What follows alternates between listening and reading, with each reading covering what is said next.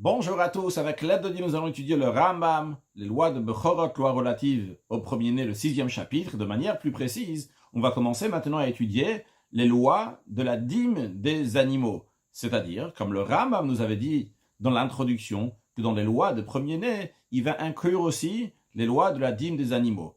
C'est quoi la dîme des animaux? Lorsque quelqu'un, il a 10 animaux qui sont nés dans sa propriété pendant l'année, c'est-à-dire du 1er Tishri jusqu'au 29 Elul, eh bien, il doit les mettre dans un enclos, les faire passer un par un, et le 10e sera Maaser, sera la dîme. Qu'est-ce qu'on en fait?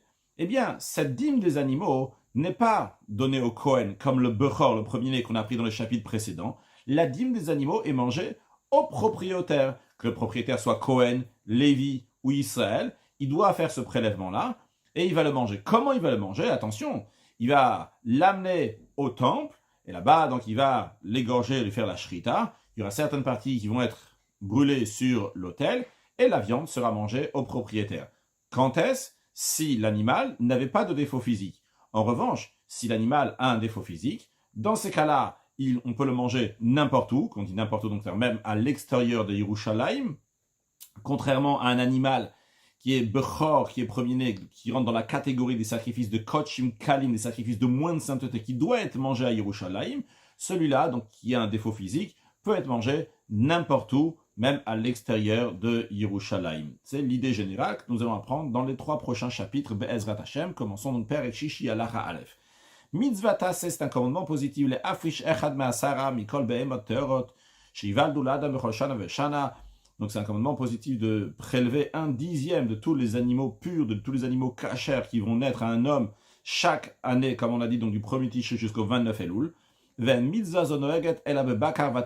Ce commandement s'applique uniquement pour le gros bétail et le petit bétail bilvat seulement, parce que la Torah dit tout la dîme du gros bétail et du petit bétail. Donc ça ne s'applique pas pour les oiseaux, ça ne s'applique pas non plus pour les bêtes sauvages. Halacha bet. Masar be'ima noeg b'chulin. Cette loi de la dîme des premiers-nés, de dîme des animaux, s'applique uniquement dans les animaux qui sont profanes, non consacrés, mais non pas dans les animaux consacrés. C'est-à-dire dans les animaux consacrés, on ne prend pas le 10e. Ça s'applique aussi bien en terre d'Israël et en dehors de la terre d'Israël. Bifnei habayit ou bishelo bifnei habayit, que ce soit à l'époque lorsque nous avons le temple ou bien lorsque nous n'avons pas le temple. Aval. Mais bien que ce commandement s'applique aussi de nos jours lorsqu'il n'y a pas le temple, mais quand même, les sages ont interdit de faire ce commandement positif, de faire cette mitzvah, de prélever le 10e des animaux de nos jours. Ils ont institué qu'on va prendre la dîme des animaux, on va prendre la 10e uniquement lorsqu'il y a le temple. Pourquoi? La raison, elle est Gzeira Shema Yochlu Tamim. Ils ont décrété ça de peur que quelqu'un il va le manger lorsqu'il n'a pas de défaut. C'est-à-dire, nous avons dit que lorsqu'un animal est parfait, n'a pas de défaut, il a cette sainteté donc, de dîme, de 10e donc, des animaux qui a été prélevé, et il doit être mangé dans le Beth Amikdash, dans le temple. De nos jours, on ne peut pas le faire. Donc, qu'est-ce qu'on doit faire? On doit attendre qu'il va avoir un défaut physique, et après, la personne pourra le manger. Mais imaginons que quelqu'un va faire le maaser, et il va prendre donc, le 10e animal, et qui n'a pas de défaut, et il va lui faire la shrita. C'est très grave, parce que Venim Tzabalide Isur Karet, il transgresse une interdiction sur laquelle il a la sentence, c'est le retranchement. C'est quoi cette interdiction? C'est le fait d'égorger des sacrifices qui sont consacrés, en l'occurrence le maaser, Bachut à l'extérieur de la cour du temple. C'est la raison pour laquelle les sages ont dit, écoute, ne fais pas ce commandement positif-là, pour pas arriver à quelque chose qui peut être très grave, de transgresser, de dégorger un animal qui est consacré à l'extérieur du temple. Si quand même quelqu'un il a transgressé les paroles des sages, et donc il a quand même fait le maaser, la dîme des animaux de nos jours, eh bien le maaser en effet s'applique sur l'animal, mais évidemment il ne pourra pas le manger lorsqu'il n'a pas de défaut, il doit attendre qu'il y ait un défaut, et une fois qu'il y aura un défaut, il sera mangé une fois qu'il y a un défaut. Tout le monde est astreint au commandement de la dîme des animaux, le Kohanim, les prêtres, les Lévim, les Lévites, les Israélim et les Israël ordinaires, même quelqu'un qui n'est pas Kohen ou Lévi. Donc tout le monde, ça, le Chidush ici, même le Kohen doit aussi le faire évidemment. Halakha Dalet, Vedin Maser Be'ema Sheini Shchal Bazar. Maintenant, qu'est-ce qu'on fait? C'est quoi la loi de ce dîme des animaux? Le Rav nous dit, la loi de ce dîme des animaux, c'est qu'on va l'égorger dans la cour du temple. On va asperger, jeter de son sang, donc une fois dans un endroit où il y a le yesod, le sous-bassement de l'autel, c'est-à-dire que l'autel, il avait un sous-bassement, donc tout en bas de l'autel, il y a quelque chose qui dépasse de l'autel, ce qu'on appelle le yesod, qui se trouve donc sur tout, sur, on va dire, 3 côtés de l'autel, mais dans le coin, donc qui est sud-est, là-bas, il n'y avait pas de yesod, donc en tous les cas, dans un endroit où il y a yesod de sous-bassement, c'est là-bas qu'il faut asperger. Umaktirin emurav, puis après, on va prendre des emurim, donc les emurim, littéralement, c'est ce qui a été dit, ce que Hachem a dit, il faut brûler sur l'autel. Donc, je traduis par des parties sacrificielles, qu'on a déjà traduit dans tout le livre de Avoda et jusqu'à là dans Bechorot. Donc, les parties sacrificielles, donc, qui sont les graisses, qui sont les membres qui doivent être brûlés sur l'autel. Ou Sharabassar, et le reste de la viande, Nechala Be'alim Birushalayim, il est mangé par les propriétaires à Yerushalayim. Kishakotim Kalim, comme les autres sacrifices de moins de sainteté. Il y a 2 catégories de sacrifices, on a déjà appris dans le passé.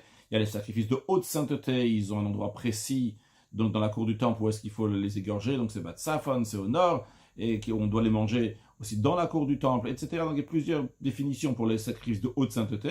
Les sacrifices de moins de sainteté, ils sont mangés donc dans tout Yerushalayim. Ve'en la kohanim boklum. Les kohanim, pour ce sacrifice-là, ils n'ont rien du tout, ils prennent rien du tout, bien que dans beaucoup de sacrifices, les kohanim, les prêtres, reçoivent une certaine partie. Ici, dans le Bechor, dans le Maaser Be'ima, dans la dîme des animaux, c'est entièrement mangé par les propriétaires. Et la Kula Be'alim, que Pesach, comme le sacrifice de Pesach, bien qu'il est égorgé dans le temple, mais c'est les propriétaires en entier qui le mangent, non pas les kohanim. Les kohanim n'ont pas de part dans le sacrifice de Pesach, de la même manière aussi dans la dîme des animaux. Donc tout cela, ce que Rav nous dit dans la première partie de la Dalet, c'est si l'animal n'avait pas de défaut physique. Maintenant, on veut Imaya Baalmum. Et si il avait un défaut physique, donc on ne peut pas l'offrir en sacrifice. Ben Shenaf al Bomum, Ben Shifrichu Batrila Bemumo.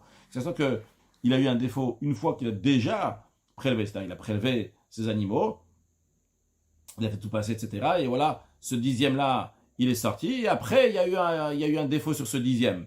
Ben Shifrichu Batrila Bemumo. Que ce soit de base, le 10e qui est sorti, c'était un 10e, donc cette dîme-là, qui avait déjà un défaut. Dans ces cas-là, Rezner al Bechol Makom, donc on ne l'offre pas en sacrifice, mais il mangeait n'importe où, même à l'extérieur de Yerushalayim. Alachahe, Masa Be'ima Asur Limkor Otok Shutamim. La dîme des animaux, on n'a pas le droit de la vendre si l'animal, il est parfait, qu'il n'a pas de défaut physique, c'est-à-dire qu'on peut encore l'offrir sur le temple. D'où on apprend ça? Shenem, parce que bon, il est dit Loïgael. Loïgael, littéralement, ça veut dire qu'il ne sera pas racheté. Mais a priori, il y a écrit seulement qu'il ne sera pas racheté, il n'y a pas écrit qu'on n'a pas le droit de le vendre. Et il ne sera pas racheté, c'est-à-dire que je n'ai pas le droit de prendre ce sacrifice-là, il vaut 100 euros, eh bien les 100 euros deviennent sains et l'animal devient profane.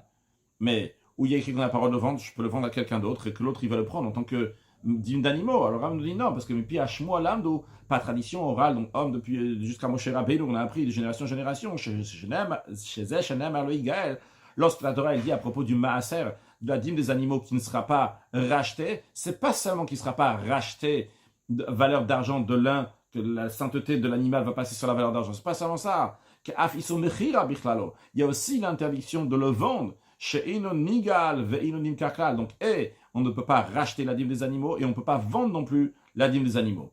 Le Ram dit me semble, que celui qui vend du maaser, sa vente est nulle. Il n'a rien fait. Donc, l'acheteur, même s'il a Rouven, donc il avait la dîme des animaux, il a vendu à Shimon. Shimon, il a donné 100 euros à Rouven. Eh bien, il n'y a rien qui s'est passé ici. Ça reste la dîme des animaux. Et l'acheteur, donc Shimon, n'a pas acheté. Ça ne lui appartient pas. Les fichach, c'est la raison pour laquelle, vu qu'il n'a rien fait, et non, sur ça aussi, il recevra les 39 coups de bastonnade. Ça ressemble à quoi? Comme quelqu'un qui vend quelque chose qui est cherem pour les kohanim. C'est-à-dire, lorsque quelqu'un, il a dit telle chose est cherem pour les kohanim. Il est voué pour les kohanim. Eh bien, il ne peut pas le vendre, il est obligé de le donner au Kohen, chez le Kanaloker. Et s'il a vendu ce qu'il a dit, cette chose-là, elle est vouée pour les Kohanim, et il a vendu, eh bien l'acheteur ne l'a pas acheté, ça ne lui appartient pas. Ou Kumocher Yefator, ou bien encore un exemple, quand quelqu'un qui vend une femme de bel aspect, donc il l'a pris en prison à la guerre, que la Torah, donc elle permet de se marier avec cette femme-là, mais il n'a pas le droit de la vendre à quelqu'un d'autre. S'il l'a vendue, ça n'a aucune valeur, la vente ne prend pas effet, comme chez Berbim Kombo, comme ça sera expliqué à sa place dans les lois de Mlachim Bezrat Hashem, dans le dernier livre du Rambam. Halach Havav. Bien que, d'après la Torah, nous avons appris que l'interdiction de vendre un animal de dîme des animaux, c'est uniquement s'il est parfait, il n'a pas de défaut, c'est-à-dire qu'on peut l'offrir en sacrifice. Dans ces cas-là, on n'a pas le droit de le vendre. Même il dit vrai sofrim. Les sages ont institué, chez Asolim Kor Oto Balmum, qu'on n'a pas le droit de vendre la dîme des animaux, même lorsque cette dîme-là, ce dixième animal, il a un défaut physique. Va filo charout. Et même si on l'a déjà égorgé, on n'a pas le droit de vendre sa viande. Pourquoi les sages ont institué ça, qu'on n'a pas le droit de le vendre, qu'il a un défaut physique? La raison, elle est Gzeira Shemem Kerenuchai. Ils ont décrété ça de peur qu'il va le vendre lorsqu'il est encore vivant. Donc ils ont dit, même qu'il a un défaut, donc pour pas qu'on va qu'on confonde donc avec le cas même dans un cas où il ne va pas le différencier s'il y a un défaut, s'il n'y a pas de défaut, si la viande elle a déjà été, si c'est déjà la shrita a été faite, les firas, c'est la raison pour laquelle c'est la raison pour laquelle qu'on n'a pas le droit de peser une mana par rapport à une autre mana, donc une part par rapport à une autre part, lorsqu'il s'agit dans le maaser de la dîme. C'est-à-dire, imaginons qu'il y a des personnes qui sont associées sur la dîme de l'animal. Par exemple, il y a Rouven et Shimon, à eux deux, ça appartient à cet animal-là. Et donc, ils l'ont égorgé. Maintenant, donc, chacun doit reprendre une part. Eh bien, quand ils vont partager, ils ne vont pas partager de manière qu'ils vont peser ça part pour part, que derrière Shoklim Babechor, comme on a le droit de faire lorsqu'il s'agit donc d'un Bechor, d'un premier-né. La raison, elle est de Shenir Kamor. Pourquoi ici c'est interdit? Parce qu'ici, on a l'impression donc qu'il vend. Donc, vu que c'est interdit de la vente dans la dîme des animaux, c'est la raison pour laquelle il n'a pas le droit de peser part pour une autre part. La dîme des animaux des orphelins. Donc, les orphelins, ils ont un troupeau, et donc il y a eu un prélèvement, donc le dixième a été prélevé, et chez Nishrat Momo, cet animal donc avait un défaut physique, donc on lui a fait la shrita, on l'a égorgé, Moutar le Morokedak, qu'on a le droit de le vendre donc de manière normale. Pourquoi? A priori, on a dit avant qu'on n'avait pas le droit, que les sages ont interdit. Ici, les sages n'ont pas interdit. Pourquoi? Littéralement pour rendre une perte aux yitomim, ça ne faut pas faire perdre de l'argent aux orphelins. Le gazoua, les sages n'ont pas décrété dans un tel cas sur la dîme des animaux qui avaient un défaut physique pour les orphelins. Et on peut le vendre donc. La dîme d'un animal, des animaux qui a été égorgé parce qu'il avait un défaut physique, et on a dit donc qu'on n'a pas le droit de le vendre. Mais alors, bien ce qu'on n'a pas le droit de vendre, c'est la viande qu'on n'a pas le droit de le vendre. Mais mutar limkor chelbo, on a le droit de vendre la graisse, bien que cette graisse est une graisse, donc on n'a pas le droit de manger, mais on a le droit d'en profiter, vegidav, et les tendons, les nerfs, les veines, etc., donc de l'animal, donc c'est les guidim, ve'oro et sa peau, vatzmotav, et ses os, tout ça, on a le droit de les vendre. Avec les os, on peut faire des ustensiles. Ve'lo asu limkor el abesar bilvat. Ce que les sages ont interdit de vendre, c'est uniquement la viande de cet animal. Dans la raison, c'est ramené dans la Gemara la raison, parce que toute l'interdiction de vendre cette viande-là, c'est peut-être pas ils vendent quand il est encore vivant. Quand il est encore vivant, c'est pas l'habitude donc de faire la valeur. Tu vends pour la viande, tu ne vends pas pour les os, les graisses et les tendons qui sont à l'intérieur, parce qu'ils n'ont pas une importance. Maintenant, Veimivlia Dbea Basar, s'il a inclus l'argent de la viande, Bidmea Or Vachel Vagidim, dans l'argent, dans la valeur de la peau, des graisses et des tendons. C'est-à-dire, par exemple, imaginons, c'est tout à fait imaginons, que la viande de cet animal vaut 10 euros. Et que la peau vaut 10 euros, et que les graisses vaut 10 euros, et que les tendons vaut 10 euros. Donc, si ce qu'il a le droit de vendre, lui, c'est uniquement la peau, les graisses et les tendons. Donc, ça fait 30 euros. Mais lui, il dit, je te vends la peau, les graisses et les tendons à 40 euros. Il n'a pas parlé de viande maintenant, mais concrètement, en vendant la peau, les graisses et les tendons, il inclut aussi le prix de la viande. Alors, s'il a fait ça, comme il a tout vendu de manière, donc il a inclus ça, Moutar, c'est permis de faire une telle chose. Là, dans un cas où il n'y avait que, il n'a pas vendu donc la peau avec les graisses, avec les os, il n'a pas vendu plusieurs choses, il a vendu uniquement les os. Alors, quand est-ce que c'est possible de vendre les os et comme ça inclure la viande? C'est uniquement dans un cas que que les os coûtaient cher, parce que c'est dans un endroit dans lequel on fait des ustensiles avec ces os, il peut les vendre donc assez cher.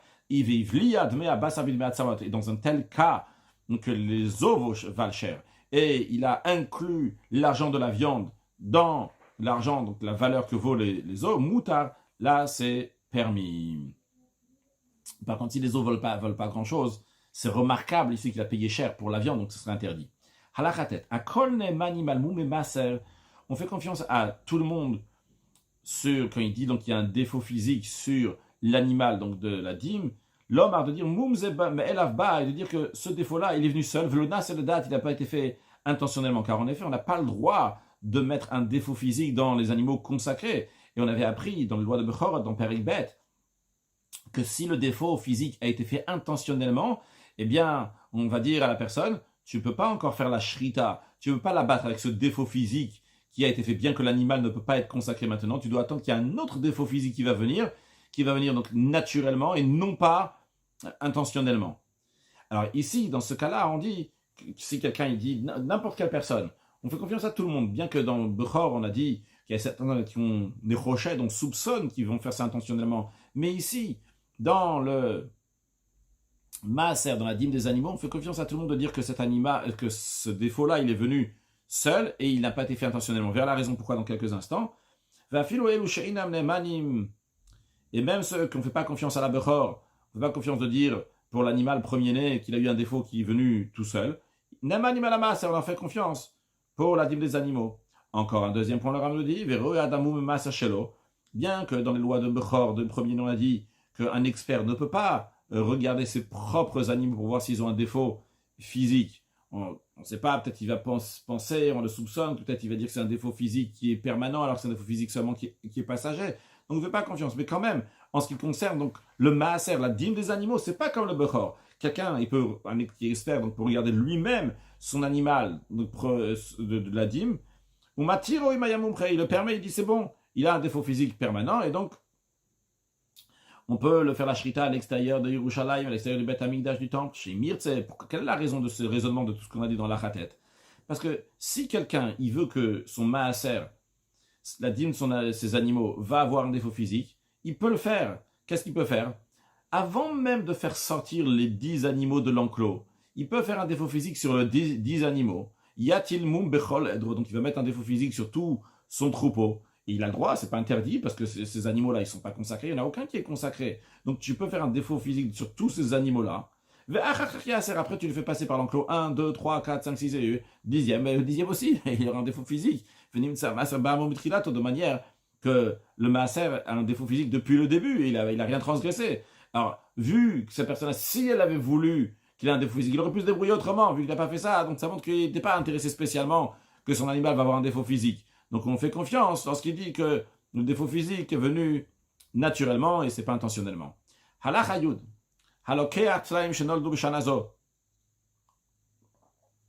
Quelqu'un, il achète des agneaux qui sont nés cette année. C'est-à-dire que les agneaux ne sont pas nés chez lui.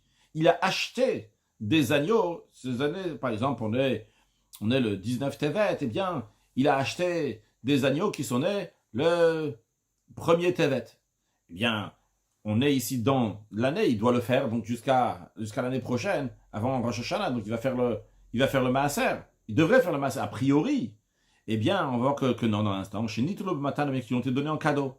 Mais ces animaux-là, quand il les reçoit aujourd'hui, ils sont nés dans cette année. Arem Pturim mina maaser. Ils sont exemptés, ils ne sont pas astreints à la loi du maaser. Pourquoi? Parce qu'il faut que ça naisse dans ta propriété. Il faut que ça naisse chez toi. Ce n'est pas né chez toi. Tu ne dois pas faire le maaser, la dîme des animaux. Les filles, c'est la raison pour laquelle. Suite à ce qu'on vient de dire que les agneaux qui sont nés, c'est uniquement si ils sont nés chez toi qu'à ce moment-là, tu dois faire le maaser. Et non pas si tu les as reçus en cadeau, non pas si tu les as achetés. C'est la raison pour laquelle, deux personnes qui s'associent et dans les animaux de chacun. Donc imaginons, que Rouven, le premier associé, donc il amène 100 agneaux. Le deuxième associé, Shimon, il amène encore 100 agneaux. Donc ils ont mélangé, donc c'est 100 et 100, donc il y a 200 agneaux qui sont mélangés. Ils sont associés. Donc maintenant, ces 200 agneaux, ils appartiennent à Rouven et à Shimon. Dans chaque agneau, il appartient à Rouven et Shimon. Donc ces 200 agneaux sont exemptés du maaser chez Kolta les mêmes que Maro, car chaque agneau est considéré comme ce qu'il a été vendu. Parce que au début, chaque agneau, il appartenait que à Rouven ou que à Shimon. Et maintenant, chacun de ces agneaux-là, il appartient à Rouven et à Shimon. Et la loi, elle est que quand quelqu'un l'achète des agneaux, on a dit, il est exempté du maaser. Et ici aussi, ils sont tous exemptés parce qu'ils ne sont pas nés chez Rouven et Shimon. Ils sont nés chez Rouven peut-être ou chez Shimon. Maintenant, chacun d'eux, il a acheté donc une certaine partie de chaque animal. Encore un exemple dans cet esprit-là, de même les frères qui ont hérité des agneaux de leur père. Donc le père est mort et il a laissé des agneaux. Et les frères, donc ils sont deux frères par exemple, ils ont reçu donc des agneaux de leur père. Ces agneaux-là sont exemptés du maaser, vu que l'héritage qu'ils ont reçu, c'est comme un cadeau qu'ils ont reçu. Ah, voilà, revenons aux associés que chacun a donné 100 agneaux, l'autre a donné 100 agneaux. Et donc, quand il y a 200 agneaux, ils sont laissés 200 agneaux-là sur ça, ils ne donnent pas le maaser. Mais tout ce qui va être à partir de maintenant, lorsqu'ils sont ensemble, ces associés. Mais il de ces animaux-là, la chute film ben que ce soit donc pour les associés, que ce soit donc pour le deuxième cas qu'on a dit, donc pour les frères, qui ont hérité des animaux. Et après, ces animaux-là donc vont enfanter, ces animaux qui vont naître seront astreints au maaser, vu qu'ils sont nés chez les associés, vu que ces animaux-là sont nés chez les frères. Et donc de base, ça appartenait aux deux associés, aux deux frères ensemble. Même si les deux ils étaient associés dans de l'argent qu'il y avait Rouven et Shimon, chacun ils étaient associés, donc ils avaient associé dans l'argent, avec et avec 200 euros qu'ils avaient, ils ont acheté des animaux, ou bien des frères qui ont reçu un héritage, et avec l'argent qu'ils ont, ils ont acheté des animaux. Tous les animaux qui vont naître suite à ça, sont astreints à la loi du maaser, vu que ces animaux sont nés dans leur possession, dans leur propriété, ça appartient à Rouven et à Shimon, aux deux enfants qui ont hérité. Vu que c'est des associés ou deux frères qui ont hérité, c'est considéré comme une seule personne, et donc c'est né chez eux ces animaux-là, et donc il devra prélever la dîme. Donc imaginons, dans les cas qu'on a dit, donc les frères ils ont reçu, ou bien que les associés, donc ils ont mis, chacun, lui il a mis 100 agneaux, l'autre a mis 100 agneaux, et après donc il y a eu des animaux qui sont nés, on va dire dans le cas qu'ils avaient de l'argent ensemble, ok, ils avaient de l'argent ensemble, ils ont acheté donc des agneaux, et donc ces agneaux-là ont enfanté. C'est le cas aussi d'avant, aussi, du début de la halakha aussi. Donc, après qu'ils ont eu donc des agneaux en shoot-foot en association, eh bien après, ils ont partagé. Ils ont tout partagé. Maintenant, au moment où ils ont partagé, ce qui se passe, c'est que chacun, il a des agneaux qui lui appartiennent, mais ils viennent les acheter maintenant. C'est-à-dire qu'avant, imaginons, on va prendre l'exemple, donc que chacun avait 100 agneaux. 100 agneaux, Rouven avait 100 et Shimon avait 100. Donc maintenant, nous avons 200 agneaux. Ces 200 agneaux-là, imaginons, donc ils ont fait 100 agneaux dans une année, dans un an. Ces 100 agneaux qu'ils ont fait pendant un an, ils sont nés chez Rouven et Shimon ensemble. Donc, il faudra prélever 10 agneaux sur les 100 agneaux. Mais imaginons qu'avant la fin de l'année, ils ont annulé la shoot-foot association. Donc Rouven, il prend 50 et Shimon, il prend 50. Donc en autre mot, de manière plus large, chacun va prendre 150. Maintenant, en tous les cas, les 100 qui sont nés, ceux qui nous intéressent, ceux-là maintenant, il y a 50 qui se retrouvent chez Rouven et 50 qui se retrouvent chez Shimon. Dans un tel cas, Rouven, il a acheté maintenant, parce que chaque agneau, il appartenait à Rouven et Shimon. Maintenant, il appartient que à Rouven. Donc, il a acheté, Shimon aussi. Ces 50 agneaux qu'il a reçus, maintenant, il les a achetés. Il y avait une partie, donc, dans chaque agneau, il y avait une partie donc, qui était à Shimon aussi. Après, maintenant, imaginons, qu'à nouveau, ils sont à nouveau associés sur les 300 agneaux. C'est quand même les 100 nouveaux agneaux qui sont nés dans cette année-là, ils sont exemptés du maaser. Pourquoi? Chez Bécha, chez Khalko, au moment où ils ont partagé les 100 nouveaux agneaux, Naswa, Kol le Kouchin, il se trouve que tous ces agneaux-là, ils étaient le Kouchin, comme c'est que Rouven venait d'acheter 50 agneaux, que Shimon venait d'acheter 50 agneaux, va la Kouar Patour. Et l'agneau qui a été pris, qui a été acheté, il est exempté du maaser. Puis après, lorsqu'après, vrai, ils redeviennent associés. On ne dit pas que quand ils redeviennent associés, ça annule ce qu'il y a eu avant. Donc, ça revient à l'état initial que les 100 nouveaux agneaux qui sont nés appartiennent à Rouven et Shimon. Non, on dit maintenant, c'est maintenant qu'ils sont associés à nouveau dans ces animaux-là. Et il n'y a pas de nouveaux agneaux qui sont nés après encore cette association-là pour dire qu'ils vont faire le maaser.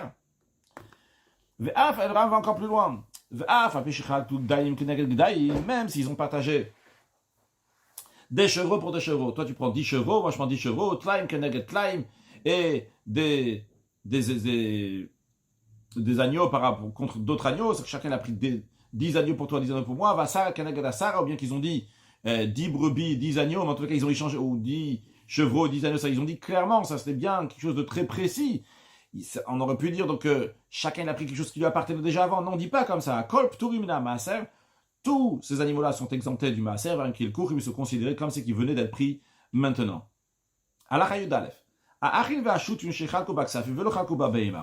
Des frères ou des associés qui ont aussi bien donc des animaux qui appartiennent aux deux, ils ont aussi bien de l'argent qui appartient aux deux. Ils ont partagé l'argent, mais ils n'ont pas encore partagé les animaux. Imaginons donc par exemple que les frères ont grité 100 000 euros et ils ont 1000 animaux, et les frères donc ont partagé, ou les shutfim, la même chose pour les associés, donc c'est associé donc sur 100 000 euros et 1000 animaux, et ils ont partagé l'argent. Chacun a reçu 50 000. Mais ils n'ont pas partagé les animaux. Ils n'ont pas dit donc c'est 500 pour toi et 500 pour toi. Eh bien, ils doivent prendre la dîme des animaux. Parce que les animaux ne sont pas encore devenus comme les animaux qu'on vient d'acheter maintenant. Mais s'ils ont partagé les animaux, même s'ils n'ont pas encore partagé l'argent, ces animaux-là, ils sont exemptés de la dîme, parce que les animaux, c'est ça qui nous intéresse. Ces animaux-là ont été partagés. Vu qu'ils ont été partagés, chacun a pris 500 animaux. Eh bien, ces animaux-là qui ont été pris chez chacun, eh bien, c'est comme s'il vient de les acheter maintenant. Et donc, c'est exempté du maaser. Quelqu'un qui l'achète 10 agneaux lorsqu'ils sont encore dans le ventre de leur mère. Quand ils vont naître, eh bien, il devra les prendre et les faire rentrer dans l'enclos et les faire passer un par un pour faire le maaser. Pourquoi? Parce qu'ils sont nés dans sa propriété. Au moins, il les a achetés. Et au moins, il les a achetés. C'est vrai qu'il ne pouvait pas encore faire le maaser parce qu'il était dans le ventre. C'est considéré un achat. Mais au moment où il est né, ça lui appartient. Vu que ça lui appartient, ils sont nés chez lui. Donc, il doit faire le maaser. Alors, tout d'abord, la notion de gaz à la guerre, le vol d'un converti. Quelqu'un a volé un converti et le converti est mort, donc il ne peut pas rendre ça au converti. Le converti n'a pas d'héritier.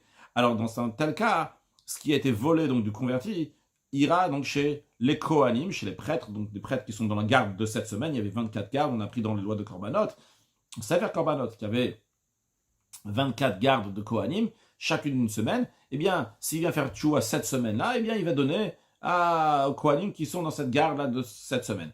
En tous les cas, donc, imaginons maintenant un juif donc, qui a volé 10 animaux du converti. Il vient faire tchouva, il veut ramener ces 10 animaux-là, le converti il est mort, donc il va donner aux Kohanim. Et il y a un Kohen, il a reçu 10 animaux, donc qui ont été volés du converti. Le Kohen, donc, qui a reçu ces 10 animaux-là, il n'a pas besoin, il ne fait pas le maaser. Pourquoi? Parce que c'est considéré comme un achat, il les a reçus comme un cadeau. Parce que ça qu'il a reçu, ces cadeaux, ces présents de prêtrise, c'est des cadeaux, donc c'est considéré un cadeau, c'est pas comme un héritage du converti, ou Gwarbe'an, ou Shanit, le matin n'a pas tombé dans la on a déjà expliqué dans la Chayout que ce qui a été donné en cadeau est exempté du maaser. Halachayut dalet, akol nichnasim la dire leitaser. Tous les animaux doivent rentrer dans l'enclos pour on va prendre le maaser pour faire la dîme. Ben tvimim, ben balemumim, ce que le Ram veut nous dire ici, le chidouche que le Ram veut nous dire, que ce soit, et qu'ils sont entiers, ce qui est évident, même s'ils ont des défauts physiques. De même, le Ram nous dit qu'un chidouche, tout ce qui est interdit, tous les animaux interdits d'offrir sur le temple, donc que ce soit un animal donc, qui a fait la zoophilie, donc que ce soit qu'il a subi, ou bien soit qu'il a fait un acte, ou bien que ce soit donc un animal donc, qui était désigné pour l'idolâtrie, ou bien qui était servi pour l'idolâtrie, ou bien qu'il a un animal qui a été échangé avec un chien, ou bien un animal qui était dans le canon à une prostituée, un tumtum ou bien un droguinos, tout cela donc ils sont interdits pour le misbéach, pour le tel, quand même tous cela ils vont passer donc dans le clos et on va les compter 1, 2, 3, etc. Chutz minakilaim, à l'exception des animaux qui sont accouplés, donc deux sortes d'animaux qui n'ont pas de rapport l'un avec l'autre, donc par exemple un chevreau qui a eu rapport avec donc une brebis, va treifa ou bien un animal donc qui va mourir pour une maladie donc qui ne pourra jamais guérir, Veyotzedof est un animal qui est né en césarienne, ou Khoussazman, un animal, donc il n'y a pas encore 8 jours depuis sa naissance, chez Kol et Lupturim Maaser, que cela, donc eux, ils sont exemptés du Maaser, Vechena Yatom, de même le Yatom, l'orphelin, littéralement, qu'est-ce que c'est l'orphelin? Le Ram nous dit, Shemeta Imo, Nishrita Imledato, que sa mère, elle est morte au moment de sa naissance, ou bien que sa mère on lui a fait la shrita, on l'a égorgée au moment de sa naissance, et Nomita Ser, cela, donc on ne fait pas le Maaser, ou Dvarimé, le Piachmoaen, tout ça, donc c'est des choses qu'on a appris donc par tradition orale depuis Moshe Rabbeinu. Quand on a appris donc dans la Chayou, dans le passé, que quelqu'un qui achète un animal, cet animal qui a été acheté est exempté du Maaser, c'est uniquement s'il a été acheté après qu'il y avait déjà la possibilité de faire le Maaser. Conséquence de ce qu'on vient de dire, que les filles, c'est pour cela. Quelqu'un qui achète des agneaux, c'est dans les 7 jours de naissance. Il est encore Mechoussazman, c'est pas encore arrivé le moment qu'on puisse l'offrir, parce que quand est-ce que tu peux l'offrir? C'est uniquement lorsqu'il est le 8e jour. Donc imaginons quelqu'un qui achète 10 agneaux quand ils sont dans les 7 jours de naissance.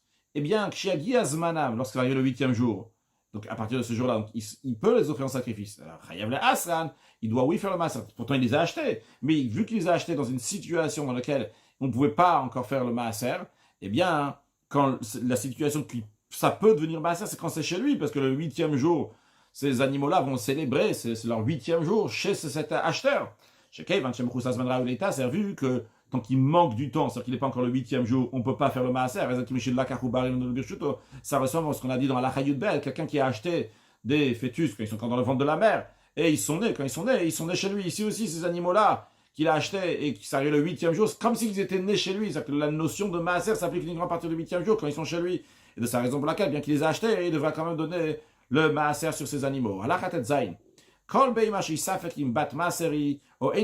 Tout animal qu'on a un doute, est-ce que elle est astreinte aux lois du Maaser ou pas, arrive tout, Ramina Maaser est exempté du Maaser. Le Fira, c'est la raison pour laquelle si on a plusieurs agneaux, et dans ces agneaux-là, il y a un Yatom, il y a un orphelin, comme on vient de dire avant, il y a un orphelin, donc sa mère elle est morte ou elle a été égorgée le jour au moment de la naissance, ou la crouar, ou bien qu'il y a un animal qui était acheté, qui s'est mélangé avec des autres agneaux, avec ou en tout cas un des animaux donc qui est pas astreint à la loi du Maaser, qui s'est mélangé avec les autres. Kulam tous devient patour, chez Kolech même ça, vu que chacun des animaux est dans le doute, est-ce qu'il est astreint au Maaser ou pas. Et la règle est que quand on a un safek, donc on a un doute, c'est patour une Maaser, c'est exempté du Maaser. Conclure avec un mot de Chassidout, l'idée du Maaser, c'est de prendre le 10e, donc on en prend un pour les 10. Sur le plan spirituel, cela représente qu'on doit prendre le 1, on doit prendre l'unité d'Akadosh Baruch, le Or En Sof, et le dévoiler dans le Maaser, dans le 10. C'est-à-dire que le 10, ça représente la perfection de la nature. Et lorsque la personne elle arrive donc au 10e, la perfection de la nature, à chaque fois elle doit prendre le Achad, le 1, et l'amener dans ces 10, dévoiler la perfection qu'il y a dans cette nature, que Dieu fasse que chacun de nous va faire notre travail, qu'on doit faire dire à Betarton, de faire une demeure à Dieu ici-bas, en étudiant la Torah, en accomplissant les mitzvot, en diffusant le judaïsme, la Torah et mitzvot, en diffusant le Torah Tarsidut, et par cela, qu'à Atimar va venir le roi Mashiach très prochainement. Une excellente journée.